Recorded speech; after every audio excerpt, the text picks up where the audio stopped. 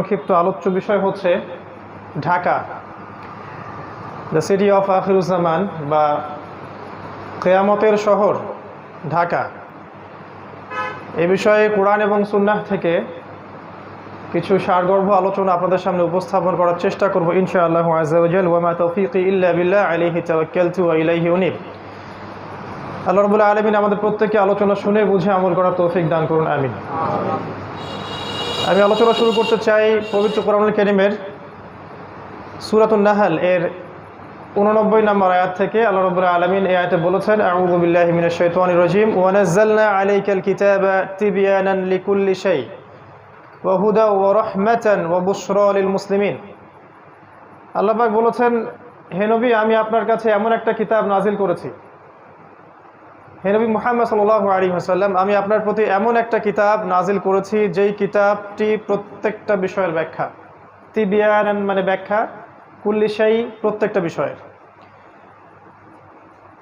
এবং ওয়াহুদান এবং এটা হচ্ছে হেদায়েত, ও রাহমাতান এবং দয়া, ওয়া বুশরা লিল মুসলিমিন মুসলিমদের জন্য সুসংবাদ। এই আয়াতের সাথে সামঞ্জস্যপূর্ণ আরও অনেক আয়াত আছে আল কোরআনে। ফর এক্সাম্পল সূরা কাহফের 54 নম্বর আয়াতে আল্লাহ পাক বলেছেন, ওয়া লাকাদ সাররাফনা ফি হাযাল কুরআন লিন-নাস মিন কুল্লি মাসাল, আমি এই কোরআনের মধ্যে মানব জাতির জন্য প্রত্যেকটা বিষয় ব্যাখ্যা করেছি। সূরা বানী ইসরাঈলে এরকম একটা আয়াত আছে। তো এর সার কথা হচ্ছে যে আল কোরআন এবং সুন্নাহর মধ্যে যদি আমাদের জীবনের প্রত্যেকটা বিষয়ের সমাধান না থাকে, তাহলে নিঃসন্দেহে কোরআন এবং সুন্নাহ আল্লাহর পক্ষ থেকে আসে নাই। যেই কিতাব এবং যেই সুন্নাহর মধ্যে, আদর্শের মধ্যে মানব জাতির প্রত্যেকটা বিষয়ের সমাধান থাকে না, সেটা কখনো সুপ্রিম আল্লাহর বিধান বা গ্রন্থ বা রিলিজন হতে পারে না। আমরা দেখি কোরআন এবং সুন্নাহয় প্রত্যেকটা বিষয়ের ব্যাখ্যা আছে কি নাই। আপনি যদি আপনার জীবনের ইবাদত বন্দেগীর সমাধান চান, কোরআন সুন্নাহয় পাবেন। আপনি পলিটিক্যাল সমাধান চান, কোরআন এবং সুন্নাহয় পাবেন। এটা আলাদা কথা যে আমরা সেখান থেকে সমাধান নেই বা নেই না, এটা আলাদা টপিক। আপনি ইকোনমিক সমস্যার সমাধান চান, কোরআন সুন্নাহয় পাবেন ইনশাআল্লাহ। আমরা নেই বা নেই না সেটা আলাদা সাবজেক্ট। আপনি সোশ্যাল সমস্যার সমাধান পাবেন আপনি ইনশাআল্লাহ। পারিবারিক, রাজনৈতিক, বৈশ্বিক প্রত্যেকটা বিষয়ের সমাধান ইনশাআল্লাহ কোরআন সুন্নাহয় পাবেন। এই আকীদা যার মধ্যে নাই, কোরআন সুন্নাহ অনুযায়ী আমরা তাকে প্রপার মুসলিম বলতে পারি না। আর কেউ যদি আকীদা বিশ্বাস লালন করে যে হ্যাঁ কোরআন এবং সুন্নাহয় প্রত্যেকটা বিষয়ের সমাধান আছে, কিন্তু আমি বৈষয়িক কারণে হোক বা দুনিয়াবী স্বার্থেই হোক মানছি না বা মানতে পারছি না, সেটা আলাদা বিষয়। অ্যাটলিস্ট আকীদা বিশ্বাস থাকতে হবে যে কোরআন সুন্নাহয় প্রত্যেকটা বিষয়ের ব্যাখ্যা আছে। আল্লাহ পাক এই কথাটা বলছেন এই আয়াতের মধ্যে, তিবয়ানান লিকুল্লি শাই প্রত্যেকটা বিষয়ের ব্যাখ্যা। তো নিঃসন্দেহে কোরআন সুন্নাহ দিয়ে আমরা আমাদের সমসাময়িক বিশ্বকেও ডিল করতে পারবো ইনশাআল্লাহ। কোরআন সুন্নাহ শুধুমাত্র রাসূলুল্লাহ সাল্লাল্লাহু আলাইহি ওয়াসাল্লামের যুগের জন্যই ছিল না, কিয়ামত পর্যন্ত থাকবে। প্রত্যেক যুগের সমাধান আমরা কোরআন সুন্নাহয় পাবো। এর মধ্যে একটা পয়েন্ট চলে আসে যে ইনশাআল্লাহ তাআলা আমরা কোরআন এবং সুন্নাহকে দিয়ে শেষ জামানা, সমসাময়িক বিশ্ব, present world affairs, present world economy, সামনের দিনগুলা, এগুলোকে ডিল করতে পারবো ইনশাআল্লাহ। কোরআন এবং সুন্নাহয় এই সমস্যার সমাধান আছে। যারা এখান থেকে সমাধান নিতে চান না বা নেওয়া যাবে না এরকম ফতোয়া দিয়ে থাকেন, তাদেরকে নিয়ে আমাদের কোনো মাথা ব্যথা নাই। তা আমরা মনে করি কোরআন এবং সুন্নাহকে দিয়ে বিশ্বকে চ্যালেঞ্জ করার জন্যই আল্লাহ পাক এটাকে নাজিল করেছেন, যেন আমরা হীনমন্যতায় না ভুগি, আমরা পরাজিত জাতি হয়ে বসবাস না করি। যদি আমরা একটু পিছনের দিকে তাকাই, আমরা দেখব যে ইসলামের হিস্ট্রিতে যতগুলো শাস্ত্রের উদ্ভব হয়েছে, ফর এক্সাম্পল মেডিকেল সায়েন্সের কথা বলেন, ফিলোসফির কথা বলেন, ইসলামিক ইকোনমিক্সের কথা বলেন, তারপরে ওয়েস্টার্ন কালচারের সাথে ইসলামিক যে সংস্কৃতি, এটা সমন্বয়ে কিছু মতবাদ বের করেছে, বা সুফিজম, যতগুলো দেখবেন আপনি, এগুলোর মধ্যে পজিটিভ নেগেটিভ বিষয় আছে, কিন্তু প্রত্যেকটা বিষয় কিন্তু সমসাময়িক স্কলাররা কোরআন সুন্নাহ থেকে গবেষণা করেই বের করেছিলেন। খেয়াল করে দেখেন, মেডিকেল সায়েন্সের যত এই যে থটসগুলো আছে, এইগুলা ইকোনমিক সেকশনের থটসগুলো আছে, ইসলামিক পলিটিক্স বা তৎকালীন জিওপলিটিক্স বা এই যে ইসলামিক ব্যাংকিং, ইসলামিক ফাইন্যান্স, প্রত্যেকটা বিষয়ের যে সমাধানগুলো এসেছে, সমসাময়িক ওলামায়ে কেরাম কিন্তু কোরআন সুন্নাহ ঘাটাঘাটি করেই বের করেছিলেন। এবং তারা যে সলিউশনটা দিয়েছিলেন, এর উপরে দাঁড়িয়ে আছে পশ্চিমা সভ্যতা। এখন এরা কিন্তু দাঁড়িয়ে আছে আমাদের বেইজের উপরে, যখন আমরা ওদেরকে শাসন করতাম। তো তৎকালীন ওলামায়ে কেরাম যদি বলতেন না না কোরআন সুন্নাহ দিয়ে ঘাটাঘাটি করার দরকার নাই, এগুলো দিয়ে আসলে সমসাময়িক বিষয়গুলো ডিল করার দরকার নাই, খালি আমল করব, বাঁচবো, খাবো দাবো, মারা যাব। আমরা সমস্যার সমাধানগুলো কোরআন সুন্নাহ থেকে খুঁজবো না। তাহলে আজকে আমরা এইরকম বড় বড় শাস্ত্রগুলোকে পেতাম না। তো আমরা বিশ্বাস করি কোরআন এবং সুন্নাহ আল্লাহ পাক প্রত্যেকটা বিষয়ের সমাধান দিয়েছেন, এবং সমসাময়িক প্রত্যেকটা সমাধান আমরা যদি একটু অনেস্টলি খুঁজি কোরআন সুন্নাহে পাবো ইনশাআল্লাহ তাআলা। এই কনসেপ্টটা আমাদেরকে আগে হজম করা উচিত। তারপরের পয়েন্টটা হচ্ছে যে আমরা আখিরুজ জামান বলতে আসলে কি বুঝি। আখির মানে শেষ, জামান মানে যুগ। আমরা বুঝি এটা শেষ যুগ। কোনটা কত সালে কিয়ামত হবে বা কোন দিন কোন ক্ষণে কিয়ামত হবে এই বিষয়টা কেউ জানে না। এই বিষয় নিয়ে আমাদের কোনো দ্বিমত নাই, আপত্তি নাই। কিন্তু রাসূলুল্লাহ সাল্লাল্লাহু আলাইহি ওয়াসাল্লাম সহিহ হাদিসগুলোর মধ্যেই অসংখ্য আলামত বলে গেছেন, যে সায়েন্সগুলো আমরা যদি সমসাময়িক প্রেক্ষাপটে মিলাই আমরা বুঝতে পারি যে বিগত 100 বছর আর আগের 1400 বা 1350 বছরের হিস্ট্রিটা এক নয়।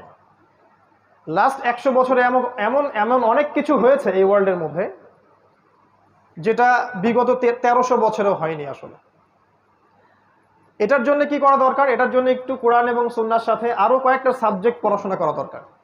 এর সাথে আখিরুজ জামানের হাদিসগুলোকে যদি আমরা একটু ঘাটাঘাটি করি, যুগের যারা টপ স্কলার, শুধু বাংলাদেশের নয় বাইরের কান্ট্রিরও, তারা কিছু কনক্লুশন দেন যে এই সায়েন্সগুলো আগে কখনো ছিল না, এগুলো ডেঞ্জারাস, মানব জাতির সামনের সময় কম, এবং এটা শেষ যুগের সায়েন্সগুলোর অন্যতম। আমরা বলছি না এত সালে কিয়ামত হবে, এত সালে এটা হবে, এত সালে ওইটা হবে, এই কনসেপ্টটা আমি বিশ্বাসী না।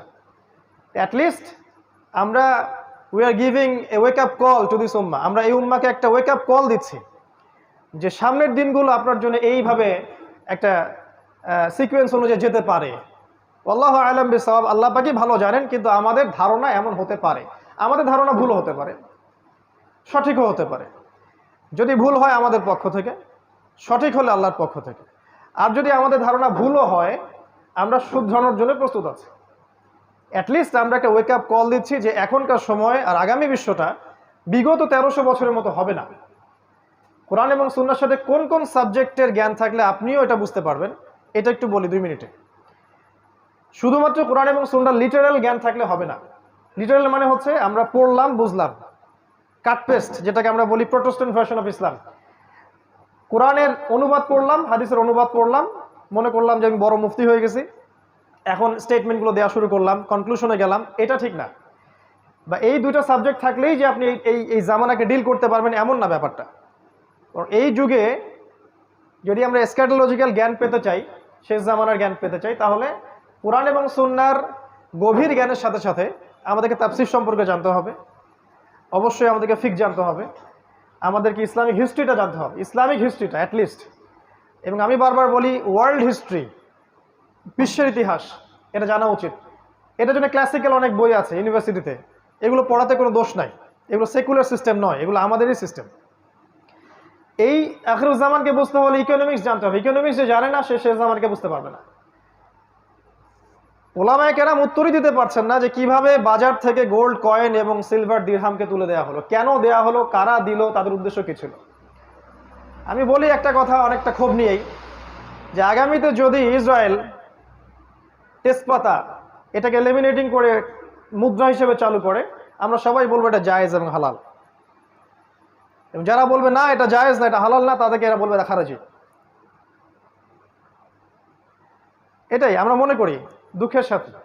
এই যে কোশ্চেনের অ্যান্সারটা সে দিতে পারলো না because of the lackings of knowledge in economics. ইকোনমিক্সের যে জ্ঞানের অভাব, এই কারণেই কিন্তু সে এই উত্তরটা দিতে পারলো না।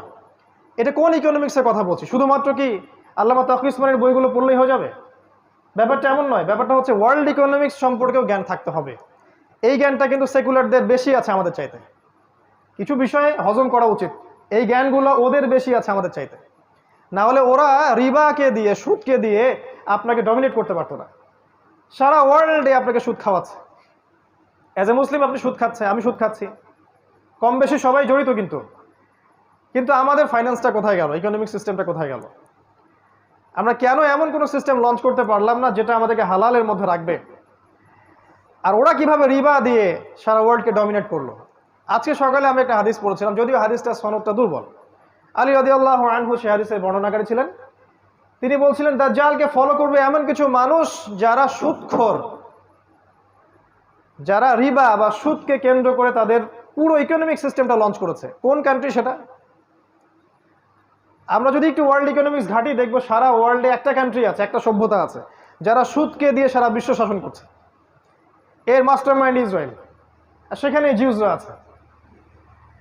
যাই হোক, ল্যাকিংস অফ নলেজটা কোথায়? ইকোনমিক সেকশনে ছিল না। এটা শেষ জামানার জ্ঞান অর্জন করতে হলে আপনাকে থাকতে হবে। আরেকটা সাবজেক্টের কথা আমি বলি বারবার, সেটা হলো যে জিও পলিটিক্স। এটা আপনারা আমার চেয়ে হয়তো ভালো বোঝেন, যারা ইউনিভার্সিটিতে পড়েন তারা আরও ভালো বোঝেন। জিও পলিটিক্যাল নলেজ না থাকলে এই ভূরাজনৈতিক প্রেক্ষাপটটা বুঝতে পারবে না।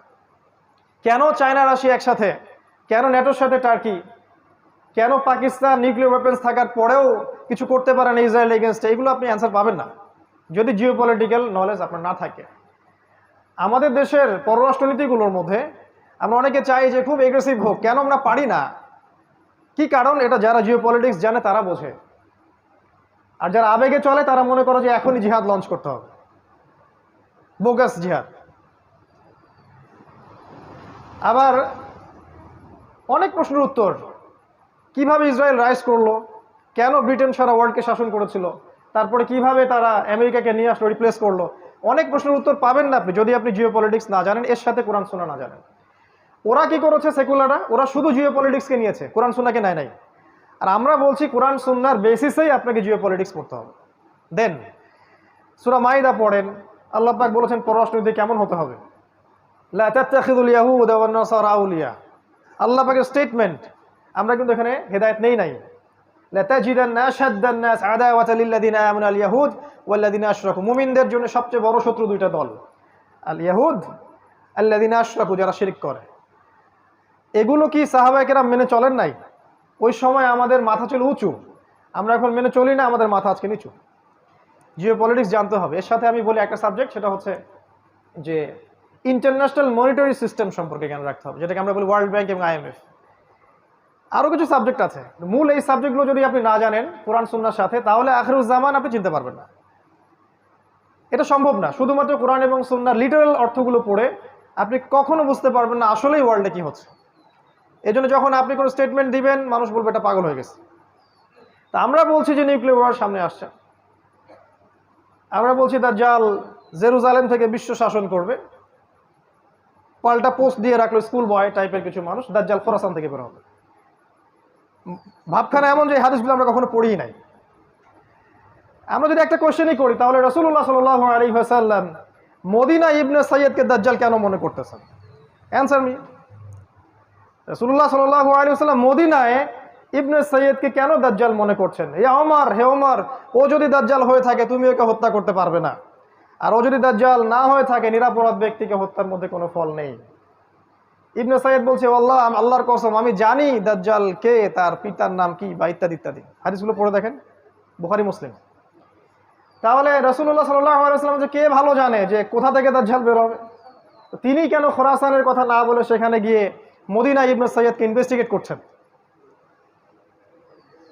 একটা বিষয় কি, এই সাবজেক্টটা নিয়ে আমাদের দেশে কোনো ফ্যাকাল্টি নাই, কোনো আলাদা কোনো কনস্ট্রাকটিভ কোনো বই নাই, কোনো মাদ্রাসায় এই সাবজেক্টটাকে নিয়ে গভীর পড়াশোনা করানো হয় না, কোনো সেকুলার ইউনিভার্সিটিতেও করানো হয় না। তাহলে একটা সাবজেক্ট সম্পর্কে আমরা কিভাবে জানবো যদি সেই সাবজেক্টের আমাদের কোনো ফ্যাকাল্টি না থাকে? যেমন ধরুন ফিকহের অনেক ফ্যাকাল্টি আছে না বাংলাদেশে, ফিকহের অনেক আলাদা ডিপার্টমেন্ট আছে না, শরিয়া গ্র্যাজুয়েশন কোর্স, বসেন দরকার নাই, বসেন, শরিয়া গ্র্যাজুয়েশন কোর্স ইত্যাদি ইত্যাদি। একটা সাবজেক্ট সম্পর্কে জানতে হলে ওখানে গভীর পড়াশোনা করতে হয়। কিন্তু নবী সাল্লাল্লাহু আলাইহি ওয়াসাল্লাম বলেছেন যে কিয়ামতের সবচেয়ে বড় ফিতনা, যার চেয়ে বড় কোনো ফিতনা নাই, সেটা হচ্ছে মাসিহুদ দাজ্জাল। এই দাজ্জাল সম্পর্কে আপনি কোনো ফ্যাকাল্টি পাবেন না, কনস্ট্রাকটিভ কোনো সিলেবাস পাবেন না, বই পাবেন না, গবেষণা পাবেন না। তাহলে যেটা নিয়ে কোনো গবেষণা নাই, যেটা নিয়ে কোনো মানে ফ্যাকাল্টি নাই, কোনো ডিপার্টমেন্ট নাই, কোনো আলাদা বই সিলেবাস কিছুই নাই, কিভাবে আপনি মনে করলেন যে দুই একটা হাদিস বিচ্ছিন্নভাবে পড়েই আপনি সাবজেক্টটা বুঝে যাবেন আর মানুষের সমালোচনা করা শুরু করবেন? যারা ওই সাবজেক্টে দীর্ঘদিন পড়াশোনা করছে ওদের। তো ইনশাআল্লাহ তাআলা এসব স্কুল বয়দের প্রশ্নের উত্তরগুলো আমরা একটা বই আকারে ছাপিয়ে দেবো ইনশাআল্লাহ, কারণ ইন্ডিভিজুয়ালি প্রত্যেকের উত্তর দিতে গেলে আমাদের সময় চলে যাবে, ততদিন না মালহামা শুরু হয়ে যাবে আর কি। তো আমরা আখিরুজ্জামানকে বুঝতে হলে সাবজেক্টগুলো দিকে খেয়াল রাখি। আল্লাহ পাক সবাইকে তৌফিক দান করুন, আমিন। ইনশাআল্লাহ তাআলা আমরা একটা সিলেবাস লঞ্চ করে দিব, যেখানে একটা জেনারেল এডুকেটেড মানুষ কিভাবে এই সবগুলো সাবজেক্ট পড়াশোনা করবেন, বইয়ের নাম, লেখকের নাম সহ আমরা বলে দিব ইনশাআল্লাহ, যতটুকু আমরা আমাদের ক্ষুদ্র জ্ঞানে পারছি। এর চেয়েও যে ভালো হতে পারে না এমন নয়, তবে আমরা জাস্ট একটা শুরু করতে চাচ্ছি, এবং এই ব্যাপারটার নাম দিয়েছি আমরা ডিপ্লোমা ইন ইসলামিক স্টাডিজ, এবং সেখানে আমরা অবশ্যই স্ক্যাটোলজি বা শেষ জামান একটা সাবজেক্ট রাখবো, একটা বিভাগ রাখবো ইনশাআল্লাহ। Dhaka, the city of Akhiruzzaman. আমি ঢাকাকে অন্যভাবে দেখি, যারা ঢাকায় থাকেন তারা হয়তো এভাবে দেখেন না। এটাই স্বাভাবিক যে বাহির থেকে দেখার ব্যাপারটা একরকম, আর আপনি যে ওখানে বসে আছেন তখন আপনার দৃষ্টিতে এগুলো ধরা না পড়াটাই অনেকটা স্বাভাবিক। আর মেজর কয়েকটা পয়েন্টস বলবো আমি, কারণ সবগুলো বলার সময় আমরা খুতবায় পাবো না। কোরআন এবং সহিহ সুন্নাহ থেকে আমরা আখিরুজ্জামানের যতগুলো সাইন পাচ্ছি, এগুলোর মধ্যে কিছু কিছু সাইন আছে এমন যেগুলোর সাথে ঢাকার ব্যাপারটা 100% মিলে যায়, এবং এটা সময়ের ব্যাপার মাত্র যে কবে আল্লাহ পাকের গজব এখানে চলে আসে। আমরা তো এটা মনে করি এটা আল্লাহ পাকের বিশাল বড় দয়া যে এখন পর্যন্ত এখানে এই গজবটা আসে নাই, কিন্তু আমরা কি আসলে শুকরিয়া আদায় করি কিনা? আমার দৃষ্টিতে ধরা পড়ে যে ঢাকা, যদি আমরা এখন অন্য জায়গায় বসে আছি, বাট এই লেকচারটা ঢাকাবাসীর জন্যে স্পেশালি, এবং ঢাকার মতো যতগুলো শহর আছে এই সারা বিশ্বে, বস্তুবাদী শহর, মেটেরিয়ালিস্টিক, যেখানে সময় খুব দ্রুত পাস করে, মানুষের জীবনযাত্রার লাইফ লেন খুব ফাস্ট লেন অফ লাইফ, মানুষ পাশবিক জীবনযাপন করে, যেখানে বিশ্বাসের কোনো মূল্য নাই, যেখানে প্রতারণার ছড়াছড়ি, যেখানে আবেগ অনুভূতিগুলো ঠুনকো হয়ে গেছে, পারিবারিক বন্ধনগুলো ভেঙে যায়, হৃদ্যতা ভালোবাসাগুলো নাই, সবার মধ্যে একটা যেন অবিশ্বাস যে এই না জানি এ আমাকে ঠকিয়ে দেয় কিনা, একটা আনস্যাটিসফাইড জেনারেশন এবং আনস্যাটিসফাইড সিভিলাইজেশন, অসন্তুষ্ট, কোনো কিছু কেন সন্তুষ্ট না, ইল্লা মাশা আল্লাহ, কিছু মানুষের বাইরে, সেটা আমি আলাদাভাবে বলছি, আমি ওভারঅল বলছি। দেখুন, এক নাম্বার আমার সেন্সে ধরা পড়ে যে ঢাকা, এই শহরটা মানুষকে বস্তুবাদী বানিয়েছে, বা এই শহরের মানুষগুলো শহরটাকে বস্তুবাদী বানিয়েছে। এই শহরটা বস্তুবাদিতার উপর দাঁড়িয়ে আছে, এটা কি বোঝেন কিনা? সকালবেলা থেকে সন্ধ্যা, রাতে ঘুমানো পর্যন্ত একটাই চিন্তা মানুষের, কিভাবে আমি আমার রিজিকটাকে অর্জন করব, কিভাবে আমি আমার স্ত্রী সন্তানকে মানুষ করব বা ভরণ পোষণ দিব, কিভাবে আমি দুবেলার ভাত অন্ন যোগাবো।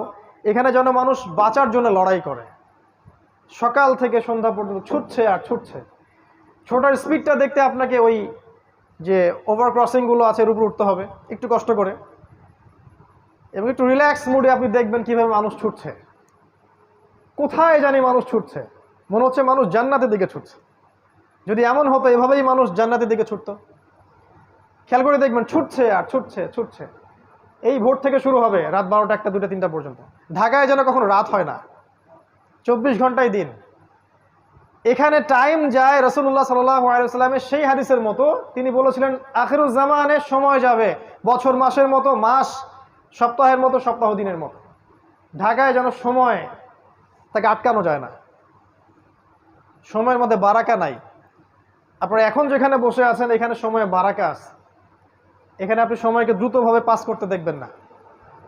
আমাদের সেকুলার আইসগুলো অবশ্যই এগুলো ধরতে পারবে না, তাদের কাছে মনে হয় সময় ক্যালকুলেটেড, 24 ঘন্টা দিন রাত। আল্লাহ পাক যে সময়কে কন্ট্রোল করেন, সময়ে বারাকা দিতে পারেন, এটা ওরা বিশ্বাস করবে না। একজন সাহাবী 40 বছর বয়সে যা যা করেছেন, এই জেনারেশনে 100 বছর হায়াত পাওয়া মানুষ এটা করতে পারে না। রাসূল সাল্লাল্লাহু আলাইহি ওয়াসাল্লাম নিজে একদিনে যতগুলো কাজ করতেন, আমরা মনে হয় 1 বছর এতগুলো কাজ করতে পারি না। সময় আল্লাহ কন্ট্রোল করেন, এখানে বারাকা দেন। ঢাকায় ফার্স্ট লেন অফ লাইফ, খুব দ্রুত মানুষ ছোটে, যেন মানুষ ছুটতেছে জান্নাতের দিকে। আসলে তারা কোন দিকে ছুটছে?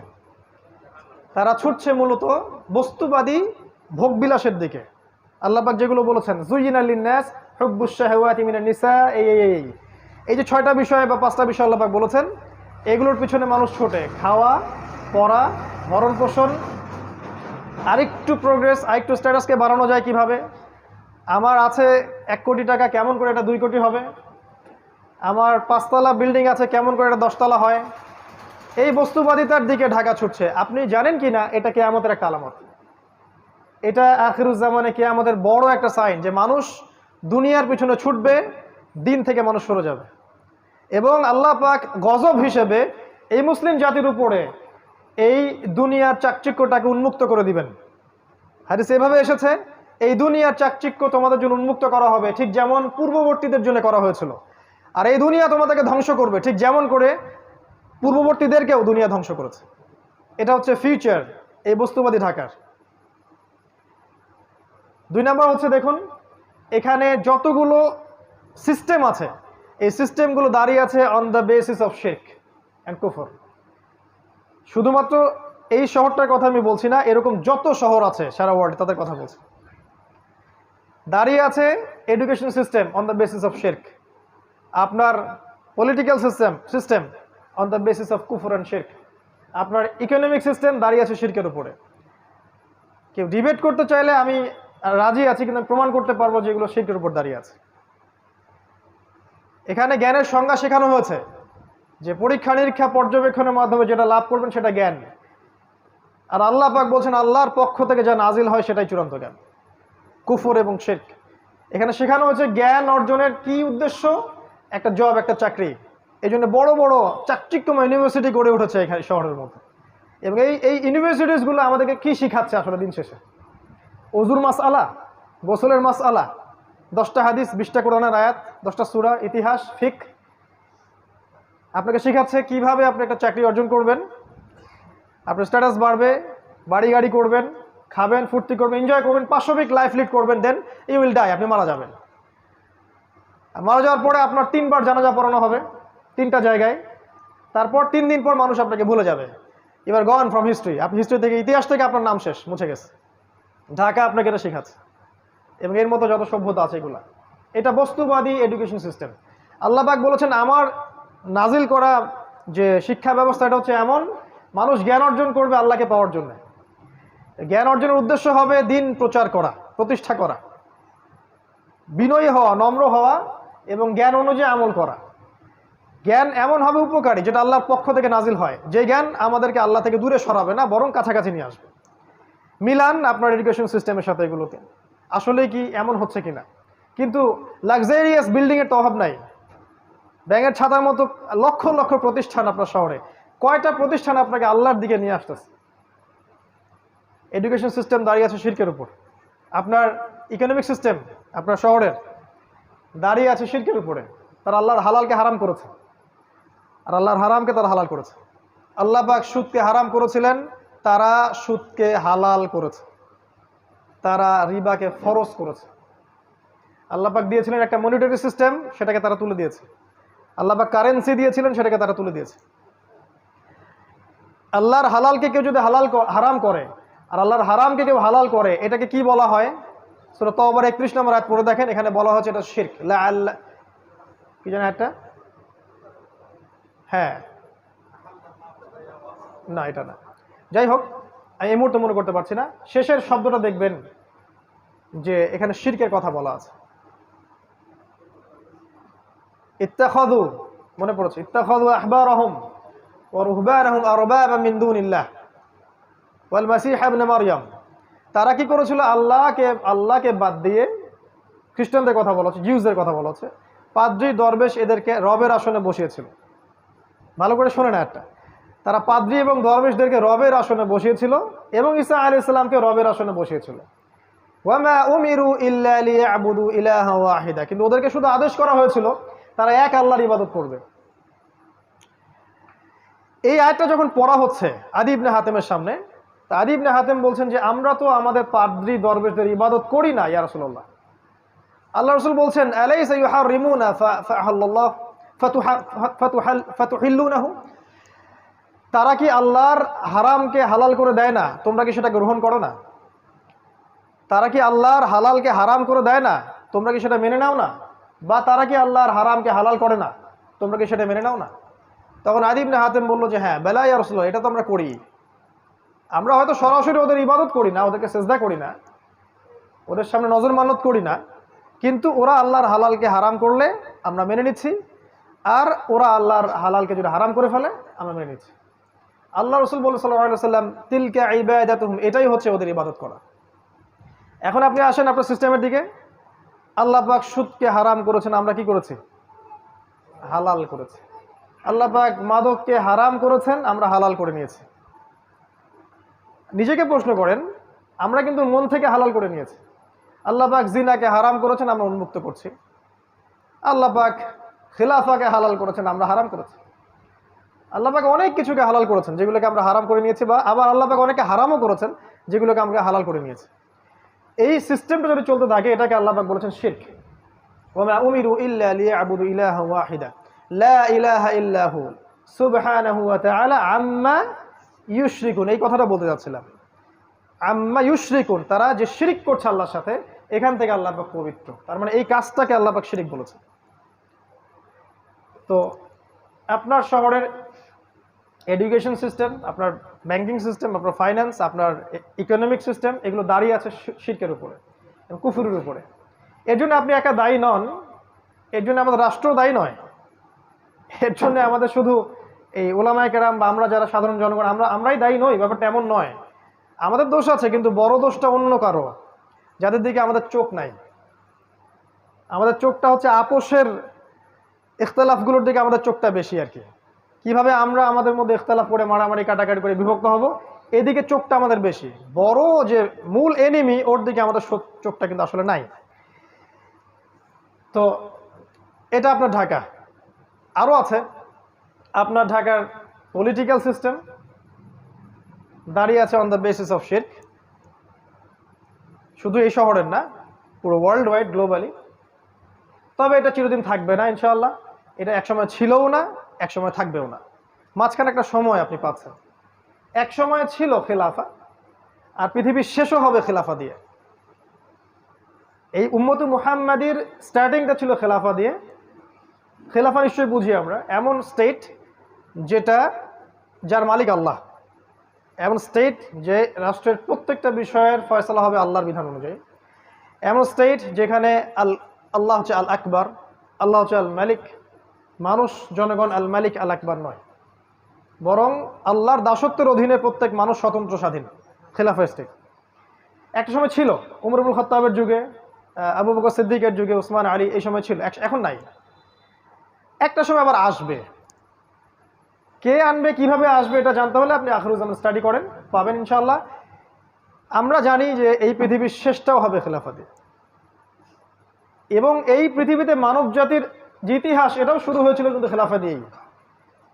ওয়াইজ কুলনা লিল মালাইকা ওয়াইজ ক্বাল রাব্বুকা লিল মালাইকা ইন্নী জাইলুন ফিল আরদি খলিফা। ওই যে খলিফা আদম আলাইহিস সালাম, তারপরে আপনার দাউদ আলাইহিস সালাম, সুলাইমান আলাইহিস সালাম, মুহাম্মদ সাল্লাল্লাহু আলাইহি ওয়াসাল্লাম, তারপরে সাহাবায়ে কেরাম, আবারও শেষটা হবে ঈসা ইবনে মারইয়ামের হাতে। ঈসা ইবনে মারইয়ামের হাতেই শেষ হবে, তিনিও হবেন কিন্তু খলিফা। কিভাবে আসবে, কিভাবে হবে, এটার জন্য আপনারা অপেক্ষা করতে থাকেন। সময়, টাইম উইল এক্সপ্লেইন এভরিথিং। সময় সব ব্যাখ্যা করে দিবে, কাউকে কিচ্ছু করতে হবে না, এটা আল্লাহর দায়িত্ব, আল্লাহ করে দিবে। কার দ্বারা করাবেন, কিভাবে করাবেন, এই প্ল্যান আল্লাহর কাছে আগে থেকেই করা আছে। আল্লাহ পাকের লাউহে মাহফুজে আগে থেকেই লেখা আছে যে দাজ্জালকে খুঁজতে যাওয়া সেই 10 জন ঘোড়সাওয়ারের বাবার নাম কি, তাদের নাম কি, তার বাবার নাম কি, সব কিছু রিটেন করা আছে। এত উদ্বিগ্ন হওয়ার কিচ্ছু নাই যে এখন আমাদের অবস্থা কেন এরকম, কিছুই হচ্ছে না, এত উদ্বিগ্ন হওয়ার কিচ্ছু নাই। এটা শেষ হবে খেলাফা দিয়ে। এখন যে অবস্থাটা আপনি আছেন, এটা শিরকের উপর দাঁড়িয়ে আছে।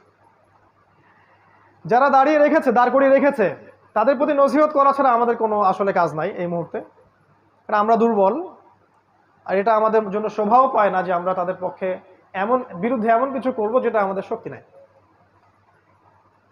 আমরা নাসিহা করতে পারি, তারা যদি রিসিভ করেন আলহামদুলিল্লাহ, রিসিভ না করলে তাও আলহামদুলিল্লাহ, অ্যাটলিস্ট আপনি আপনার দায়িত্ব পালন করেছেন। কারণ প্রত্যেকেই তার কর্মফল ভোগ করবে, এটা নিয়ে আপনাকে উদ্বিগ্ন হওয়ার কিছু নাই। আপনাকে আল্লাহর জায়গায় গিয়ে কাউকে শাসন করতে হবে না। আল্লাহ সব করে দিবেন ইনশাআল্লাহ, অপেক্ষা করতে থাকেন। আপনি যাবেন সামনে এই শহরের দিকে, দেখবেন এখানে আছে মাদকের ছড়াছড়ি। আপনার শহরে পুরো শহর জুড়ে মাদকের ছড়াছড়ি। এমন এমন মাদক আপনার শহরে আছে যেগুলো হয়তো বাংলাদেশে অন্য কোনো জায়গায় নাই। এবং এলিট সোসাইটির মানুষরা মাদক খাচ্ছে, তাদের ইয়াং জেনারেশন, তাদের বাচ্চা কাচ্চা, ছোট ছোট বাচ্চা, 8-9-এ পড়া বাচ্চা, 5-6-এ পড়া বাচ্চা। এমন এমন মাদক যেগুলো আজকে থেকে 100 বছর আগে কল্পনাও করে নাই। গতকালকে একটা নিউজ দেখলাম, নতুন একটা মাদক নেওয়ার সাথে সাথে সে রিক্সাওয়ালার কাছে মাপ চাওয়া শুরু করছে, পরে নিজের গলে নিজেই দাও দিয়ে কোপ দিছে। কি মাদক এটা আসতেছে! আরো নতুন নতুন কত কিছু আসবে আল্লাহ ভালো জানেন। নবী সাল্লাল্লাহু আলাইহি ওয়াসাল্লাম বলে গিয়েছিলেন, আখিরুজ্জামানে মাদক মানুষ সেবন করবে, হালাল মনে করে সেবন করবে, হারামই মনে করবে না, যেটা হারাম। এটা আপনার শহর। এরকম শহর বাংলাদেশে কয়টা আছে আপনি খেয়াল করে দেখেন। অন্যান্য কান্ট্রিগুলোতে আছে অবশ্যই, এবং ওগুলো ছোঁয়া লাগছে আর কি। আপনি দেখেন আপনার শহর মানেই জিনা, আপনার শহর মানেই জিনা। এখানে মেয়েরা নিজেকে মেয়ে মনে করে না, এখানে নারীরা নিজেদেরকে নারী মনে করে না, তারা মনে করে আমরা পুরুষের সমকক্ষ। আল্লাহ পাকের দেয়া অধিকারের চাইতে পশ্চিমাদের শেখানো অধিকার ওদের কাছে বেশি পছন্দের, এবং এই বিষয়গুলো ওদেরকে জিনার দিকে নিয়ে আসছে। ওপেন ওপেন জিনা, বিবাহ বহির্ভূত রিলেশনশিপস, আপনার এই যে গার্লফ্রেন্ড বয়ফ্রেন্ড সংস্কৃতি, আপনার যে কো এডুকেশন, আপনার চাকরির ক্ষেত্রে কো এডুকেশন, একসাথে যাচ্ছি আসতেছি বাসে রাশন হাঁস, এগুলো যেন সয়ে গেছে আর কি, সয়ে গেছে। একটা পর্দাশীল মেয়েও বাসে উঠে গেল, পাবলিক বাসে, চারদিক থেকে পুরুষ ওকে ধাক্কা দিচ্ছে, ওর কাছে কিছু মনে হচ্ছে না, নর্মাল হয়ে গেছে। নর্মাল শহর আপনাকে করে দিছে কেমন যেন একটা যান্ত্রিকতা, এবং এই যান্ত্রিকতার মধ্য দিয়েই এই শহর মানুষকে আর ওই ইসলামিক মানুষের জায়গায় রাখে নাই, তার জীবনটাকে পাশবিক বানিয়ে ফেলেছে। জিনা এভরিওয়্যার, আপনি দেখবেন শপিং মলে জিনা, রাস্তায় জিনা, স্কুল কলেজ ইউনিভার্সিটিতে সব জায়গায় দেখবেন জিনাকে প্রমোট করা হয়েছে। এবং তাদের যে গেট আপ, যে ড্রেস আপ, যে এইটাই রাসূল সাল্লাল্লাহু আলাইহি ওয়াসাল্লাম বলেছিলেন যে শেষ জামানায় এমন এক শ্রেণীর মেয়ে বের হবে, নিসাউন কাসিয়াতুন আরিয়া, যারা কাপড় পরেও নগ্ন হয়ে ঘুরবে। এটার এক্সাম্পল কিন্তু সাহাবীদের যুগে আমরা দিতে পারতাম না, এখন দিতে পারি। তারপরেও কিছু মানুষ বলবে না না না, এখনো 1000 বছর বাকি আছে কিয়ামতের, অপেক্ষা করতে থাকেন 1000 বছর। জিনা এবং বিবাহ বহির্ভূত সম্পর্ক, এগুলো কি করেছে? আপনাকে ফ্যামিলিস্ট রেভলিউশনের দিকে নিয়ে আসছে। এখানে সম অধিকারের নামে আপনি দেখবেন মেয়েদেরকে পণ্য বানানো হয়েছে বিউটি কন্টেস্টের মাধ্যমে। এই যে মিউজিক, এই যে বিউটি কন্টেস্ট, এই যে মিডিয়া, এই যে গ্ল্যামারাস ব্যাপার স্যাপার, এগুলোতে নারীকে আর নারীর জায়গায় রাখা হয় নাই, তার সব কিছু উন্মুক্ত করা হয়েছে। এবং সমাজের পোশাক পরিবর্তন হয়ে গেছে, ফাংশন, ছেলেরা পুরুষের জায়গায় আসছে আর মেয়েরা ছেলের জায়গায় চলে গেছে। একটা মেয়ে সকালবেলা উঠতেছে, এই জ্যাম ফেস করে সে অফিসে যাচ্ছে, সব কিছু কাজ গোছায়, সে আবার 8-10টায় ব্যাক করছে। এই মেয়েকে আবার রান্না করতে হচ্ছে এই শহরে। এখানে বিবাহের সম্পর্কগুলো কোথায়? স্ত্রীকে সাথে নিয়ে রাস্তায় হাঁটা বা চাঁদ দেখা বা একটু খোলা বাতাসে ঘোরা, এগুলো তো এখানে কল্পনা করা যায় না। তার কোলে মাথা রেখে কোরআন তেলাওয়াত করা, এটাই শহরে সম্ভব হয় না, ইল্লা মাশাআল্লাহ। এতে করে বন্ধনগুলো ভেঙে যায়, পারিবারিক মূল্যবোধগুলো ভেঙে যায়, ডিভোর্স বাড়তেছে আপনার শহরে, এবং আপনার শহরে ডিভোর্স বাড়তেছে, পরকীয়া বেশি হচ্ছে, এবং পরকীয়ার বলি হচ্ছে কিন্তু হত্যা। পরকীয়া মানে কিন্তু হত্যা। পরকীয়ার পর একটা খুন ছাড়া কোনো সলিউশন থাকে না। ওই যে দেখলাম 6 টুকরা লাশ, আল্লাহ ভালো জানেন সত্য না মিথ্যা, আমরা দেখেছি এরকম ঘটনা একটা দুটো না, অনেকগুলো হয়। এবং যদি সত্যিকার অর্থেই আপনি পরিসংখ্যান দাঁড় করান, আপনি দেখবেন এটাও একটা হাদিসের সাথে মিলে যায়, শেষ জামানায় হত্যাকাণ্ড বাড়তে থাকবে, এবং যাকে হত্যা করা হবে সে জানবে না কেন আমাকে হত্যা করা হচ্ছে, আর যে মারবে সেও জানবে না কেন আমি হত্যা করলাম। এটা আপনার শহর। এখানে আপনি দেখবেন পরিবারগুলো ভেঙে যাচ্ছে, সন্তান তার মাকে কাছে পাচ্ছে না, বাবাকে কাছে পাচ্ছে না। এই সন্তান যখন বড় হবে সে খুব লোনলি ফিল করবে। মনে রাখবেন শৈশবে একটা বাচ্চা যেভাবে বড় হয়ে ওঠে, যৌবনকালে তার মাথাটা ওরকম হয়। যে বাচ্চাকে শৈশবে প্রচণ্ড টর্চার করেছেন, একাকিত্বে রেখেছেন, তাকে সঙ্গ দেয় না বাবা মা, এই সন্তানটা বড় হয়ে সন্ত্রাসী হতে পারে, সমূহ সম্ভাবনা আছে জঙ্গি হতে পারে। ওদের সেন্সে জঙ্গি বলছি আর কি, আমাদের সেন্সে না, ওরা যেটা বলে আর কি, মানে উগ্রবাদী হয়ে যাবে, নিরপরাধ মানুষকে হত্যা করবে, এটা হতে পারে। সন্তানের শৈশব এখানে হরণ করা হয়, আর ওকে ওই যে চাইল্ড কেয়ার সেন্টারে আমরা দিয়ে আসি, সন্তানকে মানুষ করে কাজের বুয়া, এটাই শহর আপনাকে দিয়েছে। এবং এই প্রতিটা বিষয়কে আমাদের সাইন, প্রত্যেকটা হাদিস বলার সময় পাচ্ছি না আজকে।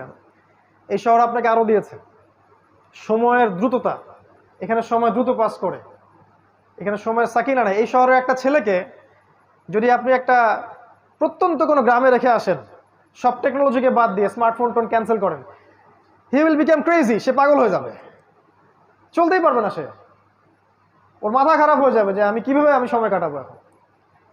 এখানকার যুব সমাজ বা এখানকার ছেলেরা, ছোট ছোট বাচ্চা যারা আছে, কিশোর এবং যুবকেরা, এরা ওদের মতো ওই প্রত্যন্ত জায়গায় ফুটবল খেলতে পারে না, চড়ের মধ্যে হাঁটতে পারে না, ওখানে বালুর সাথে, বাতাসের সাথে, মাটির সাথে ভিজতে পারে না, এরা বৃষ্টিতে ভেজে না, এরা হাইজেনিক ফুড খায় না, ম্যানুফ্যাকচার্ড করাপ্টেড ফুড খায়। এদেরকে খেয়াল করে দেখবেন, এরা ফিজিক্যাল স্ট্রাকচারে ওদের মতো শক্ত না। একটা গ্রামের ছেলে অনেক বেশি শক্ত, একটা গ্রামের মেয়ে অনেক বেশি শক্তিশালী। এখানকার একটা মেয়ে নর্মাল ডেলিভারি দিতে পারবে না, একটা গ্রামের মেয়ে 10টা বাচ্চা দিতে পারবে নর্মাল, কিছুই লাগে না। নবীজি বলেছিলেন শেষ জামানায় মেয়েদেরকে ধরা হবে, পেট কেটে ফেলা হবে। এখন বলবে এই হাদিসের ব্যাখ্যা করতে যাবেন না, কিছু আমাদের ভাই আছে Protestant version of Islam follow করে, না না এটার ব্যাখ্যা করার দরকার নাই। যে ব্যাখ্যার অধিকার আপনি আমার থেকে হরণ করেন কেন? ব্যাখ্যাটা করছি, সত্য হলে হবে, না হলে হবে না, ব্লেম তো আমার ঘরে আসবে কিয়ামতের দিন, আপনাকে টেনশন করার দরকার কি? আমরা বলছি এটা সিজার, শেষ জামানায় মেয়েদেরকে ধরা হবে, পেট কেটে ফেলা হবে এবং পেটের ভিতর যা আছে বের করে ফেলা হবে। আরো বলেছেন নবীজি শেষ জামানায় গর্ভপাত বাড়তে থাকবে।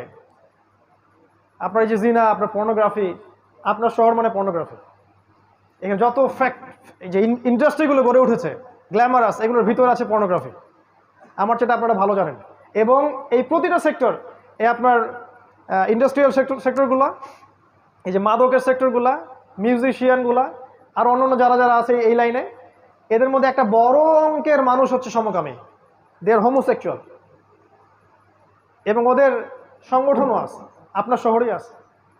এটা আপনার শহর Dhaka, the city of Akhiruzzaman. এখানে আপনি দেখবেন কনস্ট্রাকটিভ বিল্ডিং, উঁচু উঁচু বিল্ডিং। এই দৃশ্য আজকে থেকে 100 বছর আগে এই বিশ্ব দেখে নাই, যে প্রতিটা শহরে বড় বড় উঁচু উঁচু বিল্ডিং। আর নবী সাল্লাল্লাহু আলাইহি ওয়াসাল্লাম তার জীবনের শেষের দিকে একটা হাদিস বলেছেন, লাস্টের দিকে জিবরাইল আলাইহিস সালাম এসে জিজ্ঞাসা করেছিলেন ইমান কাকে বলে, ইসলাম কাকে বলে, কিয়ামত কবে হবে ইত্যাদি।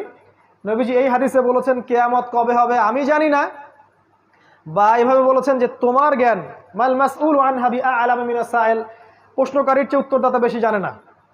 কিন্তু আলামত দুইটা বলতেছে, মাত্র দুইটা। একটা হচ্ছে ওয়ান্তারাল হুফাতাল উরাতাল আলাতা রিয়া আশ-শাইয়া তাতাওয়ালুনা ফিল বুনিয়ান, যখন আপনি দেখবেন যে সমাজের সবচেয়ে নিম্ন শ্রেণীর মানুষেরা, রাখাল টাইপের মানুষ, কাপড় নাই গায়ে, পায়ে স্যান্ডেল নাই, এরা উঁচু উঁচু বিল্ডিং নির্মাণের প্রতিযোগিতা করবে, তখন আপনি অপেক্ষা করেন কিয়ামতের জন্য। এই দৃশ্যটা কি লাস্ট 100 বছরের বিশ্ব দেখেছে কিনা? আপনার শহরের দৃশ্যকে দেখে প্রতিদিন প্রতি রাত, এখানে সূর্য ওঠে বিল্ডিং এর ফাঁক দিয়ে, সূর্য ডোবে বিল্ডিং এর ফাঁক দিয়ে। তারপরেও কিছু মানুষ বলবে না না এখন অনেক দেরি আছে। শোনেন, কিয়ামতের বড় সাইন হচ্ছে ভূমিকম্প, বেশি বেশি ভূমিকম্প হতে থাকবে সামনে, এবং বড় বড় তিনটা, একটা পূর্বে, একটা পশ্চিমে, একটা মাঝখানে পৃথিবীর। কিন্তু ছোটখাটো অনেক ভূমিকম্প হবে। বাইনা ইয়াদে ইসসাআ, কিয়ামতের আগে আগে মুতানুন শাদীদ, প্রচন্ড রকম মহামারী ছড়াবে বড় বড়। ওয়া বা'দাহু, এরপরে আসবে সানাওয়াতুজ জালাজিল, ভূমিকম্পের বছরগুলা। যদি এখনকার এই মহামারীর সিজনটাই সেই মহামারী হয়ে থাকে, আমি শিওর না, যদি হয়ে থাকে আল্লাহ ভালো জানেন, তাহলে এরপরে নিঃসন্দেহে ভূমিকম্প আসছে। আর এমনিতেই নর্মালি আপনার শহরে যদি একটা ভূমিকম্প হয়, চিন্তা করেন যে এই যে কি বলবো, উঁচু উঁচু দ্বিতল তৃতীয় অট্টালিকাগুলোর কি হবে? প্রত্যেকটা একটা একটা করে কবরস্থান হয়ে যাবে। আর এই কথা সেকুলাররাও বলে, শুধু তারাই সতর্ক করছে না যারা ওয়ান আইড পিপল। এটা আপনার শহর, এখানে আরো অনেক কিছু আছে। এখানে আপনি পাবেন প্রতারণা, আমানত এখানে উঠে গেছে। নবী সাল্লাল্লাহু আলাইহি ওয়াসাল্লাম বলেছিলেন কিয়ামতের আগে কি হবে? আমানত উঠে যাবে। খায়েনকে বলা হবে আমানতদার, আর আমানতদারকে বলা হবে খায়েন। এখানে সব সত্যবাদী ব্যক্তিকে মিথ্যাবাদী বলা হয়, আর এখানে সব মিথ্যাবাদীকে সত্যবাদী বলা হয়। আর এই কাজটা কে করে? এই কাজটা মিডিয়া করে। এখানে প্রত্যেকটা মিডিয়ার মধ্য দিয়ে ছড়ানো হয় নগ্নতা, অশ্লীলতা, কোনো কোনো ক্ষেত্রে মিথ্যা সংবাদ, যেটা মানুষকে ব্রেইন ওয়াশ করে। এবং অলরেডি এই পুরো এই সিভিলাইজেশন যেটা আছে ওয়ার্ল্ড ওয়াইড, এটা ব্রেইন ওয়াশড। আজকে থেকে 70 বছর আগে ইসরায়েল প্ল্যান করেছিল সারা বিশ্বের মানুষকে ব্রেইন ওয়াশ করে দিব, তারা যেন সত্য মিথ্যার মানদণ্ড খুঁজে না পায়। 70 ইয়ার্স হয়ে গেছে আজকে থেকে, দে আর সাকসিড। আপনার শহরে দেখবেন প্রতারণা, জালিয়াতি, বাটপাড়ি, চুরি, ছিনতাই, রাহাজানি, প্রত্যেকটা ইন্ডিভিজুয়ালস, এগুলো কিয়ামতের আলামত। আমি বলছি না যে আলামতগুলো আগে কখনো ছিল না, তো এখন যেভাবে এসেছে এইভাবে কখনো ছিল না। এছাড়াও আরো বড় বড় কিছু আছে। আপনার শহরে আছে জায়নিস্ট মুভমেন্ট, আপনার শহর জায়নিস্ট মুভমেন্টের বেস। আপনার শহর থেকে প্রত্যেক গ্রামে জেলায় যে রুট লেভেল পর্যন্ত ইসলাম বিরোধী সব মতবাদগুলোকে প্রচার করা হয়। For example Shiaism, for example Qadianism, for example missionaries, root level পর্যন্ত সেন্টার আপনার শহর। শপিং মলস যেগুলো আপনার মন থেকে নূর তুলে দিবে। 10 দিন এতেকাফ করেন রমাদান মাসে, এতেকাফ করে একটা শপিং মলে যান, ওই চায়না টাউনে চলে যান, আপনার নূর চলে যাবে। আর যদি এই মলসগুলোতে যাওয়া আসা করতে করতে আপনার কাছে মনে হয় এটা স্বাভাবিক, তাহলে নূর আর আপনার ভিতরে নাই। বুঝতে পারবেন নূর কি, ওই 10টা দিন এতেকাফ করেন, আল্লাহর সাথে থাকেন, 10 দিন পর চলে আসেন শহরের ভিতরে, দেখেন শহরটাকে আপনার ভালো মনে হবে না, ভালো লাগবে না। এছাড়াও এখানে আছে আপনার অ্যান্টিসেমিটিজম, মানে ধর্মীয় বিদ্বেষ ছড়ানোর ব্যাপার স্যাপার। এটা কিছু মানুষ পরিকল্পিতভাবে করে, কিন্তু আমরা কিন্তু সব ধর্মের মানুষ একসাথে থাকতেই চাই, সম্প্রীতির সাথে, হৃদ্যতার সাথে, ভালোবাসার সাথে। কিছু মানুষ ভিতর থেকে একটা কাজ করে অ্যান্টিসেমিটিজম, তারা চায় যে এর মধ্যে বিভক্তি সৃষ্টি হোক এবং মানুষ আপোষে লড়াই করে নিজেরা ধ্বংস হয়ে যাক। এছাড়া এখানে আছে উম্মার বিভক্তি। দেখবেন আপনি আপনার এখানে উম্মাকে ঐক্যবদ্ধ পাবেন না। এখানে দেখবেন জাহেলদের সংখ্যা বাড়বে, আলেমদের সংখ্যা কমে যাবে। এমন স্কলার আমাকে দেখেন আপনার শহরের, যে এই শহরের থেকে এই শহরে বড় হয়ে স্কলার হয়েছে, এই শহরে জন্ম নিয়ে এই শহরে শৈশব, কৈশোর, যৌবন পার করে পড়াশোনা করে সে বড় স্কলার হয়েছে, যে সারা বিশ্বকে ডিল করতে পারে, যার একটা ভয়েসে সারা বিশ্বের আনাচে কানাচে মানুষ প্রেরণা পাবে বা দিক নির্দেশনা পাবে বা যুগকে বুঝতে পারবে। একটা স্কলার দেখান, বাহিরের মানুষ স্কলার হয়ে এই শহরে আসছে, এই শহর আপনাকে স্কলার প্রডিউস করতে পারে নাই। কিন্তু হ্যাঁ, আপনি এখানে ইসলাম বিরোধী স্কলার পাবেন অনেক। তারপর এখানে আপনি জামা, ইমারা, ঐক্য, ইউনিটি কিছুই পাবেন না, প্রচুর সমস্যা। এগুলোকে আমাদের সায়েন্স। এখানে আপনি পাবেন নাস্তিকতা, আপনি পাবেন কুফর, আপনি শিরক পাবেন, ফাসেকি, জুলুম পাবেন। জুলম, এই শহরটা জুলমের শহর। সুযোগ পেলেই যেন আরেকজনকে ঠকাতে হবে মানসিকতা নিয়ে বড় হয়। চান্স পাইছি 10 টাকা ঠকায় দিব, ওই ঠকায় দেওয়ার ফলে মনে হলো আমার ক্রেডিট, আমি অ্যাচিভ করলাম কিছু একটা। এই শহরের মানুষ আলটিমেটলি পরকালকে ভুলে গেছে। আল্লাহর সামনে দাঁড়িয়ে ইয়াউমা ইয়াকুমুন নাস লিরাব্বিল আলামিন আয়াতটা ভুলে গেছে। সেদিন কি অবস্থা হবে? যেদিন মানুষ তার রবের সামনে দাঁড়াবে এবং তাকে প্রত্যেকটা বিষয়ের হিসাব দিতে হবে। আরো আছে এই শহরের পুরো জেনারেশন, ইয়াং জেনারেশন স্পেশালি, তারা তাদের জীবনের লক্ষ্য থেকে সরে আসে। তাদের কোনো ইসলামিক যে অ্যাম্বিশন, ইসলামিক গোল বা the aim in life, Islamic concept এটা নাই। তারা জানে না যে তারা আসলে কি চায় জীবনে। এই শহরে এমন ছেলের সংখ্যা অনেক বেশি যারা একসময় খারাপ লাইনে ছিল, বেলাইনে ছিল, হয়তো মাদকের সাথে ছিল, গিটার বাজাতো বা ড্রামস প্লে করতো বা ব্যান্ডের সাথে ছিল বা আরও অন্যান্য খারাপ কিছু করেছে। এ ধরনের অনেক মানুষ কিন্তু এই শহর ইসলামের দিকে আসছে। কিন্তু সত্যিকার অর্থে এই শহরের ইয়াং জেনারেশনকে ইসলামিক যে মোটিভেশন, ইসলামিক যে মানে গোল অফ লাইফ, এখান থেকে সরিয়ে দেওয়া হয়েছে। তারা এখনো জানে না যে তার জীবনের গোলটা কি। ফামান যুহজিহা আনিন নার ওয়া উদখিলাল জান্নাহ ফাকাদ ফাজ। যে ব্যক্তিকে পুলসিরাতের মধ্যে পার করে দেওয়া হবে, জান্নাতে প্রবেশ করানো হবে, জাহান্নাম থেকে বাঁচানো হবে, এই ব্যক্তি সফল। এই শহর আপনাকে এই সাফল্যের ডেফিনেশনটা ভুলিয়ে দিয়েছে। ডেফিনেশন অফ সাকসেস এইটা, যে আমরা জাহান্নাম থেকে বাঁচবো, জান্নাতে প্রবেশ করব। এই শহর আপনাকে ভুলিয়ে দিয়েছে যে আপনার জীবনের সাফল্যের ডেফিনেশনটা কি। বরং এই শহর আপনাকে শিখিয়েছে আপনার সাফল্যের ডেফিনেশন একটা চাকরি, একটা ব্যবসা, একটা বড় কিছু, বড় বিল্ডিং, সুন্দরী নারী। এই আর অনেক বিষয় আছে যেগুলো এক ক্ষুদ্রে বলা সম্ভব না। শেষ করছি, শেষের দিকে আসছে। এখানে প্রাকৃতিক বিপর্যয় আছে, পরিবেশটা ন্যাচারাল নাই। এখানে আমরা মুক্ত বাতাসে শ্বাস নিতে পারি না। এখানকার পানি আস্তে আস্তে লেয়ার নিচে নেমে যাচ্ছে। যদি আমরা বলি এটাও দলিল আছে কোরআন সুন্নাহয়, বলবে যে এরা পাগল হয়ে গেছে। এগুলোও থাকতে পারে। সূরা মুলকের শেষের একটা পড়েন, কুল আরাআইতুম ইন আসবাহা মাউকুম গাওরা ফামান ইয়াতিকুম বিমাইন মাইন। ভেবে দেখো হে মানব জাতি, কোনোদিন যদি সকাল করে দেখো যে পানির স্তর নিচে নেমে গেছে, কোন সেই ইলা আছে বা কে আছে তোমাদেরকে সুপেয় পানি, প্রবাহিত পানি এনে দিবে? পুরো বাংলাদেশে কোন সেটা শহর যেখানে পানির লেয়ার নিচে নেমে যাচ্ছে দিন দিন? মানুষের এখনো হুঁশ হয় না। ডেঞ্জার জায়গায় আমরা অবস্থান করছি। আমরা এখন শেষ করবো আর কয়েক মিনিটের মধ্যে ইনশাল্লাহ। পরিবেশগত বিপর্যয়ের কথাই বলেন, নৈতিক অবক্ষয়ের কথাই বলেন, আপনার বস্তুবাদিতার কথাই বলেন, অর্থনৈতিক যে ইসলামিক ট্র্যাক থেকে সরে আসার কথাই বলেন, পলিটিক্যাল শিরকের কথাই বলেন, এই যে উঁচু বিল্ডিংয়ের কথা বলেন, এই যে বেহায়া নারীদের কথাই বলেন, নগ্নতা, অশ্লীলতা, আপনার পর্নোগ্রাফি, আপনার জিনা, সমকামিতা, সব কিছু কি আমাদের বড় বড় সায়েন্স, যেগুলো আপনি দেখবেন আপনার শহরে 100% মজুদ আছে। এবং এরকম যত শহর সারা ওয়ার্ল্ডে আছে তাদের মধ্যে আরও বেশি পরিমাণে আছে, তবে আমাদের শহরেও কম নাই। এই জন্য আমরা যখন এই শহরে প্রবেশ করি, ঢোকার সাথে সাথে মনে হয় যে আমরা ঢুকলাম ইন দ্য সিটি অফ আখিরুজ্জামান। এই জন্য আমি বলি ঢাকা দ্য সিটি অফ আখিরুজ্জামান। আর আমার সাথে অনেকে একমত হতেও পারে, নাও হতে পারে। যারা দ্বিমত পোষণ করে তাদেরকে নিয়ে আমার কোনো মাথা ব্যথা নাই, তাদের প্রতি আমার কোনো আক্রমণাত্মক কোনো মনোভাব নাই। কারণ আমি যা বলছি বা আমরা যা বলছি এটা যদি সত্য হয়ে থাকে, হিস্ট্রি উইল রিমেম্বার ইট, এটাকে ইতিহাস মনে রাখবে ইনশাআল্লাহ।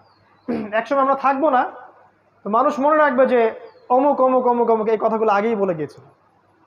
আর যদি আল্লাহ না করুক এগুলো ভুল হয়, তাহলে ইতিহাস আমাদেরকে ভুলে যাবে, যেমন করে ইতিহাস অনেক মানুষকে ভুলে গেছে। আর যাদের কাছে এই নলেজগুলো আছে কিন্তু তারা সেগুলো জনগণকে বলছেন না, বা নিজের ব্যক্তি স্বার্থের কথা চিন্তা করছেন, বা কুফার, ফাসেক, জালেম, মুশরিক, মুনাফিকদের সাথে আতাত করছেন, আপোষ করছেন, ওদের পক্ষ নিয়ে কাজ করছেন, বা রিয়েল কথা বলছে, তাহলে আমরা বলবো ইতিহাস আপনাদেরকেও মনে রাখবে, বাট এই উম্মতের গাদ্দার হিসেবে মনে রাখবে ইনশাআল্লাহ। কি করবেন ঢাকাবাসী? সলিউশন আমি কয়েকটা বলতে পারি পয়েন্ট আকারে। আমার দৃষ্টিকোণ থেকে মনে হয়, ফার্স্ট অফ অল আপনারা আপনাদের জীবনের উদ্দেশ্যটা ফিক্স করেন, যে কি জন্য আপনারা পৃথিবীতে আসছি। আমিও কিন্তু ঢাকাবাসী। এখন আল্লাহ পাক আমাকে এখানেই জুড়াই দিয়েছেন তাকদীর। কিন্তু ব্যাপারটা হচ্ছে এই যে আপনাদের একজন হয়েই বলছে যে প্রথমে জীবনের উদ্দেশ্য ফিক্স করা উচিত, যে আমরা কি জন্য পৃথিবীতে বসবাস করছি। উদ্দেশ্যটা কি আমাদের পৃথিবীতে বসবাস করা? এই পাশবিক লাইফ লিড করা, খাবো দাবো, লাক্সারিয়াস জামা কাপড় পরবো, ঘুরে বেড়াবো, ফ্যান্টাসি, এক সময় আমরা মারা যাব। এরপরে কি আসলে? এর পরের জীবনটাকে নিয়ে পরকালের বান্দা হয়ে বাঁচার চেষ্টা করি, দুনিয়াটাকে প্রয়োজন মনে করি। দুনিয়া আমার হাজত, যতটুকু লাগে সন্তুষ্ট থাকি। 10,000 টাকায় সংসার চললে 20,000 টাকা দিকে না যাই, একতলা বাড়িতে হয়ে গেলে 2তলা বাড়ি করার ওদিকে না যাই, বরং ওই সময়টা আমরা আল্লাহর দিকে ব্যয় করি। এক কথায় জীবনের উদ্দেশ্য ফিক্স করি, ফামান যুহজিহা আনিন নার ওয়া উদখিলাল জান্নাহ ফাকাদ ফাজ। এই একটা মনে রাখবেন, যাকে জাহান্নাম থেকে বাঁচানো হবে এবং জান্নাতে প্রবেশ করানো হবে সেই একমাত্র সফল, আর কেউ সফল না। ওই যে ট্রাম্প, নেতানিয়াহু, এই হাবি জাবি, বাইডেন, এই যে যা যা আছে আমাদের, পুতিন টুতিন, ফেরাউন, নমরুদ, কেউ সফল না যদি না তারা পরকালে জান্নাতে যেতে পারে। কেউ সফল না। এরা যদি পরকালে জাহান্নামে যায়, ওইটাই আলটিমেট ওদের ধ্বংস। আর যে ব্যক্তি, আপনি আমি অমুক, আব্দুর রহিম, আব্দুল্লাহ, আব্দুর রহমান যে আছে, সে যদি পৃথিবীতে ওই শশা বিক্রি করে খায়, একটা ভ্যান চালায়, একটা রিক্সা চালায়, যাই চালায়, পরকালে যদি সে জান্নাতে যায়, এই ব্যক্তি সফল। সাফল্যের সংজ্ঞা আমাদেরকে আগে বুঝতে হবে। এটা ঢাকাবাসীর প্রতি প্রথম নসিহত। 2 নম্বর হচ্ছে যে বস্তুবাদিতা ছাড়তে হবে। বস্তুবাদিতা মানে দুনিয়াতে আসক্তি, ডুবে থাকা। আলহাকুমুত তাকাসুর হাত্তা যুরতুমুল মাকাবির, এই কনসেপ্ট থেকে বের হতে হবে। আল্লাহ পাক কিন্তু বলেছেন কাল্লা সাউফা তা'লামুন, ধমক একটা, অবশ্যই জানবে। সুম্মা কাল্লা সাউফা তা'লামুন, আবারও বলছি অবশ্যই জানতে পারবে। কাল্লা লাউ তা'লামুন ইলমাল ইয়াকিন, একবারে বিশ্বাস নিশ্চিত জ্ঞানের সাথে জানবে কবরে গেলে কোনটা আসলে কি ছিল। লা তারাউন্নাল জাহিম, প্রত্যেক চোখ অবশ্যই জাহান্নাম দেখবে, তোমরা অবশ্যই জাহান্নামকে দেখবে। এবং সুম্মা লাতুসআলুন্না ইয়াওমাইযিন আনিন নাঈম, প্রত্যেক নিয়ামত সম্পর্কে আল্লাহ পাক আমাদেরকে জিজ্ঞাসা করবেন। এই নসিহত আমার প্রতি, আপনাদের প্রতিও, যে আমরা বস্তুবাদী না হই, দুনিয়ার বান্দা হয়ে না বাঁচি, পরকালের বান্দা হয়ে বাঁচি। আল্লাহ পাক দুনিয়াকে আপনার পায়ে এনে দিবেন ইনশাআল্লাহ। শুধু একটাবার মনে নিয়াত করেন যে আমি আল্লাহর জন্য বাঁচবো, আল্লাহর জন্য মরবো, আল্লাহর জন্য আমার সালাত, আমার কোরবানি, আমার সব কিছু, দুনিয়ার যা যা প্রয়োজন আপনার, আল্লাহ আপনার পায়ের সামনে এনে হাজির করে দিবেন ইনশাআল্লাহ। দেখবেন এক জায়গায় গেছেন, আপনার জামা নাই, দেখবেন কেউ একজন জামা হাদিয়ে দিয়ে গেছে, দেখবেন খেয়াল করে, যাচ্ছেন টাকা পয়সা নেই, কেউ হাতে টাকা দিয়ে চলে যাবে। শত শত এরকম মানে ঘটছে আমার জীবনেই, বলে শেষ করতে পারবো না। বললে আবার কিছু আমাদের উগ্রপন্থী ভাই আছেন, অতিরিক্ত মাত্রায় সহি, তারা বলবে আমি আবার সুফিজমে চলে আসছি। ভয় পাই আমি খুব তাদেরকে নিয়ে আর কি। তারা অলওয়েজ আমার কথাগুলোকে মার্ক করে, বা আমাদের কথাগুলোকে, একটা যদি স্লিপ অফ টাং বের হয়েছে এইটা নিয়ে কথা হবে আসে। মানে কে যেন ওদেরকে দায়িত্ব দিছে যে এটাই তাদের দায়িত্ব। ভাই, এই সময়টা আল্লাহর ওয়াস্তে দিনের পথে ব্যয় করেন, আপনি আপনার জায়গা থেকে কিছু উম্মার জন্য কিছু করেন, অনেক ভালো হয়। বা আমরা যদি ভুল করে থাকি, স্বাভাবিক, একটা মানুষ তো ভুল করতেই পারে, আপনি ভুলটাকে কনস্ট্রাকটিভলি ধরায় দেন, আসেন ডিসকাস করেন যে কোনটা ঠিক কোনটা বেঠিক। এমন তো হতেই পারে যে আপনার বুঝের চেয়ে এই বুঝটা বেটার। এমন আপনি যে স্কলার শায়েখ পূজা করছেন, তারা তো মাযহাব মানে না, কিন্তু শায়েখ পূজা ঠিকই করে। তো শায়েখ যে পূজা করছেন, সেই শায়েখের চাইতে অন্য একটা শায়েখের কথা তো বেশি বেটার হতেও পারে। কেমন করে ধরে নিলেন যে এই ব্যাখ্যাটাই চূড়ান্ত? সালাফদের ব্যাখ্যাই নিব, ঠিক আছে, বাট সালাফরা এতটা বোকা ছিলেন না, তারা কোরআন সুন্নাহকে দিয়ে জগৎকে ব্যাখ্যা করতেন না, এমন ছিলেন না তারা। তো ব্যাপারটা এরকম, আমরা বস্তুবাদী না হই, আমরা জীবন উদ্দেশ্যটা ফিক্স করি, দুনিয়াকে প্রয়োজন মনে করেন, ইনশাআল্লাহ দুনিয়াকে আল্লাহ পাক আপনার পায়ের সামনে এনে হাজির করাবেন ইনশাআল্লাহ। আর 3 নম্বর একটা নসিহত হচ্ছে, আপনি হালাল রিজিকের সোর্স করেন, হারাম রিজিকের দিকে যায়েন না। আমরা যত পরিশ্রম করছি, শিক্ষা, এই যে আমাদের ছোটাছুটি সকাল থেকে সন্ধ্যা পর্যন্ত, তার মূল একটাই কারণ, রিজিক। রিজিক, আর এই রিজিকটা নেয়ার জন্য আমরা কিন্তু হালাল হারামে পরোয়া করছি না। শুধু এতটুকু ফিক্স করেন মাথার মধ্যে, হালাল খাবো, হারামে যাব না। আল্লাহ, তুমি আমার জন্য একটা হালাল রিজিকের ব্যবস্থা করে দাও, হোক সেটা ছোট, আমার পরিবার যেন চলে যায়। এবং ঢাকায় এরকম রিজিকের অনেক সোর্স আছে, এটা আমার চেয়ে আপনারা ভালো জানেন। অতএব হালাল রিজিকে থাকেন, হারামে যায় না। কোনোভাবেই সুদের সাথে আপোষ করেন না, ঘুষের সাথে আপোষ করেন না, দুর্নীতি করেন না, কোনোভাবেই আপনি প্রতারণা করেন না, অন্যের সম্পত্তি আত্মসাৎ করেন না, জুলম। 4 নম্বর বলবো পারিবারিক ব্যাপারটা। আপনার পরিবারটাকে আদর্শ পরিবার গড়ে তোলার চেষ্টা করেন। এমন একজন জীবন সঙ্গিনীকে বিয়ে করেন যে আপনাকে আল্লাহর পথে এগিয়ে যেতে সাহায্য করবে। একজন স্ত্রী যদি আপনার ঘরে থাকে, যে দিন বোঝে এবং যে আপনার কনসেপ্টের সাথে একমত, এবং যে চায় যে আপনি দিনের জন্য কিছু করেন, আপনার জন্য নামাজে দোয়া করে, আপনার দিনের বিষয়গুলো গুছায় দেয়, এমন স্ত্রী ঘরে থাকলে ওই স্বামী বিশ্ব জয় করতে পারবেন ইনশাআল্লাহ। আর যদি এমন স্ত্রী আপনার ঘরে না থাকে, আপনার পুরো জীবন এই স্ত্রীর পিছনে কাটাইতেই শেষ হয়ে যাবে। এই পুরো বিষয়টাই আপনার জন্য ফিতনা হয়ে যাবে। ইন্নামা আমওয়ালুকুম ওয়া আওলাদুকুম ফিতনাতুল লাকুম, এরকম হয়ে যাবে আর কি। তো আদর্শ পরিবার গড়ার জন্য স্ত্রী খুব ইম্পর্টেন্ট একটা টপিক। ভুল করবেন না, এমন কোনো ভুল সিদ্ধান্ত নেবেন না যে রূপের কারণে বা বংশের কারণে বা টাকা পয়সা দেখে বিয়ে করেছেন, পরে আপনি আর অ্যাডজাস্ট করতে পারছেন না, দেখলেন যে তার মধ্যে দিনদারিতা বাদ দিয়ে সবই আছে। এমন জায়গায় যায় না, দিনদারিতা থাকলে ওইটা নিয়ে থাকেন, বাকিগুলো ইগনোর করেন। সন্তান যখন হবে, তাদেরকে প্রত্যেককে আদর্শ সন্তান হিসেবে মানুষ করতে হবে। সন্তানদের খাবারের ব্যাপারে সচেতন থাকবেন, ওদের পড়াশোনা, ওদের কার সাথে মিশছে, বেশি ডিভাইস দিবেন না, ডিভাইস কেন্দ্রিক জীবনযাপন থেকে বেরিয়ে আসার চেষ্টা করেন। এগুলো ভালো হবে ইনশাআল্লাহ। আমি আরও বলবো যে এখানে আরও নাসিহা হচ্ছে যে জ্ঞান অর্জনের পিছনে সময় দেন, আমল করার আগে জ্ঞান। আল ইলম মুকাবিল আল কওলি ওয়াল আমাল, সহিহ বুখারীর একটা বাব আছে, কথা কাজের পূর্বে জ্ঞান, মানে জ্ঞানটাকে অর্জন করেন। আমি সাবজেক্টগুলো বলেছি কোন কোন সাবজেক্ট, কোরআন, সুন্নাহ, হিস্ট্রি, ইসলামিক ইতিহাস, ইকোনমিক্স, ফিলোসফি, এগুলো একসাথে করে পড়াশোনা করেন। ইনশাআল্লাহ দেখবেন আপনার 5 বছরের পরিশ্রম আপনাকে অন্য একটা জায়গায় নিয়ে আসবে ইনশাআল্লাহ। আমি কখনো বলি নাই যে ওলামায়ে কেরামের সোহবতে যাবেন না ইত্যাদি ইত্যাদি। আমি বলেছি শুধুমাত্র একটা ঘরানার ওলামার কাছেই পড়ে থাকবেন না, সমস্ত ওলামায়ে কেরামকে ভালো চোখে আগে দেখতে শেখেন, সবার কাছ থেকে জ্ঞান নেওয়া শেখেন। যদি আপনি শুধুমাত্র সালাফিজমেই থাকেন, আমাদের সোকল্ড সালাফিজমের কথা বলছি, তাহলে তো আপনি আপনি কমই ঘরানার আলেমের কাছে জ্ঞান পাবেন না, সিম্পল। তাহলে মনে হবে যে এদের কাছে কোনো জ্ঞানই নাই।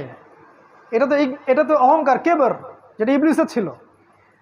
কি করতে হবে? খোলা মনে সব আলেমের দ্বারস্থ হন এবং সবার কাছে জ্ঞান নেন, সবার ভালোটাকে নিয়ে নেন, খারাপটা ছেড়ে দেন। কারণ এমন কোনো আলেম আপনি পাবেন না যার 100% পারফেক্ট। আর আমাদের কিছু ভাই চায় 100% পারফেক্ট একজন মানুষ আসুক, আমরা তার আনুগত্য করবো। আসলে এমনটা হবে না। জিবরাইল আলাইহিস সালামকে যদি পাঠানো হয়, এরা তার প্রতি সন্তুষ্ট হবে না, বলবে আপনার পাখা কেন, আপনি মানুষ না কেন, আপনার পাখার দলিল কোথায়? এদের কাছে সময় নষ্ট করেন না। সমস্ত ওলামা একরামকে শ্রদ্ধা করেন। আমার ভিউ বলছে, প্রত্যেকটা ওলামা একরামকে শ্রদ্ধা করেন, সম্মান করেন, তাদের সোহবতে যান, জ্ঞান শিখেন, কিন্তু এই সাবজেক্টগুলো এড়িয়ে যাবেন না। শুধুমাত্র ইসলামিক লাইনের এই কয়েকটা সাবজেক্ট পড়ে আপনি এখনকার বিশ্বকে বুঝতে পারবেন না। একই সাথে অ্যাট দ্য সেম টাইম আপনি শুধু জেনারেল লাইনের এই কয়েকটা সাবজেক্ট পড়ে আপনি সব কিছুকে ডিল করতে পারবেন না। একটা কনস্ট্রাকটিভ সিলেবাসে আসেন, এটাকে মিউচুয়াল করে সামনে যান। ইনশাআল্লাহ 10টা বছর পরিশ্রম করলে ইনশাআল্লাহ রেজাল্ট পাওয়া যাবে। এর সাথে আমি বলবো, আল্লাহ পাক যেন আমাদের সবাইকে তৌফিক দেন যে জানা অনুযায়ী আমলটা যেন করতে পারি। আর এর সাথে আমি একটা কথা বলবো ঢাকাবাসীর জন্য, গ্রামের বাসাগুলোকে প্রস্তুত করে রাখেন। আপনি শহরে চিরদিন থাকতে পারবেন না। ওয়াইম মিন ক্বরিয়াতিন ইল্লা নাহনু মুহলিকুহা ক্বাবলা ইয়াউমিল কিয়ামা আও মুআযযিবুহা আযাবান শাদীদা। ব্যাখ্যা ওদের কাছে শুনে নেন কি বলে। আমরা অনুবাদ বলছি, এমন কোনো কারিয়া নাই যাকে আমি কিয়ামতের আগেই ধ্বংস করব না। আও মুআযযিবুহা আযাবান শাদীদা, অথবা কঠিন শাস্তি প্রদান করব না, এমন কোনো শহর নাই পৃথিবীতে। কানা যালিকা ফিল কিতাবি মাসতুরা, অনেক আগেই এটা কিতাবে লেখা হয়ে গেছে। ভূমিকম্পের মাধ্যমে হোক বা আপনার মহামারীর মাধ্যমে হোক বা আরো বড় কোনো গজবের মাধ্যমে হোক, ঢাকা উইল কলাপস। কোনো শহর কনস্ট্যান্ট থাকবে না। হিজরত, আপনার গ্রামের বাড়ি, আপনার এই যে সেখানকার কৃষিভিত্তিক অর্থনীতি, ভালো অর্গানিক ফুড, এগুলো তো অভ্যস্ত হন, ওখানে যাওয়া আসা শুরু করেন। ঢাকা আপনাকে ছাড়তে হতে পারে সামনে, ওয়ার্ন করছি আমরা।